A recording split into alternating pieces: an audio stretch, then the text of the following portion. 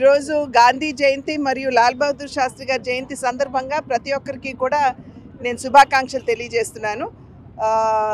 దగ్గర 10 సంవత్సరాల క్రితం నరేంద్ర మోడీ గారు స్వచ్ఛ భారత్ అనేటువంటి కార్యక్రమాన్ని గాంధీ జయంతిని పురస్కరించుకుని వారు ప్రారంభించడం జరిగింది.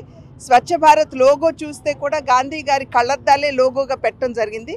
ఎందుకంటే ఏదైతే మహాత్మా గాంధీ గారు బాగా గట్టిగా విశ్వసించారు, పరిశుభ్రత మీద వారికి ప్రత్యేకమైనటువంటి దృష్టి ఉండేది కనుక వారికి నిజమైనటువంటి నివాళిగా వారు ఏదైతే వారు నమ్మారో దాన్ని చేసి చూపించాలి.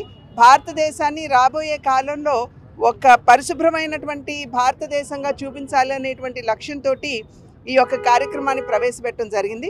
నిర్మల్ పురస్కార్ వంటి కార్యక్రమాలు అంతకుముందు ఉన్నా కూడా అవి కేవలం పేపర్ల వరకు పరిమితమైనటువంటి సందర్భంలో ప్రజలను ఎప్పుడైతే దీనిలో భాగస్వాములు చేయమో అప్పుడు మనం నిజమైనటువంటి పరిశుభ్రతను సాధించలేమనేటువంటి ఆలోచనతో ప్రజల్ని భాగస్వాములు చేయాలని చెప్పి ప్రతి అక్టోబర్ 2వ తారీఖున స్వచ్ఛ భారత్ కార్యక్రమాన్ని నిర్వహించుకోవాలి అని చెప్పి వారు చెప్పడం జరిగింది.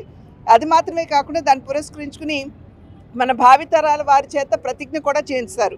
అంటే మనం మన పరిసర ప్రాంతాన్ని పరిశుభ్రంగా ఉంచడం మాత్రమే కాకుండా ఒక స్వచ్ఛమైన భారతదేశాన్ని సాధించడానికి మనం అందరం కూడా అంకితం అవుదాం అని చెప్పి ఒక ప్రతిజ్ఞ వారందరి చేత చేయిస్తారు. దీని మాధ్యమంగా ఏమిటంటే చాలా వరకు పిల్లల్లో కూడా అవగాహన పెరిగేటువంటి అవకాశం ఉంటుంది.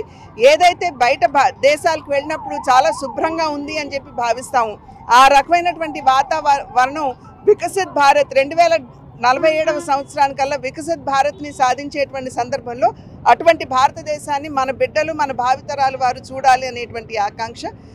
దానిలో భాగంగానే మహిళలకు కూడా ఈ మరుగుదొడ్ల నిర్మాణం కూడా స్వచ్ఛ భారత్లోనే అంతర్భాగంగా వారు చేపట్టడం జరిగింది.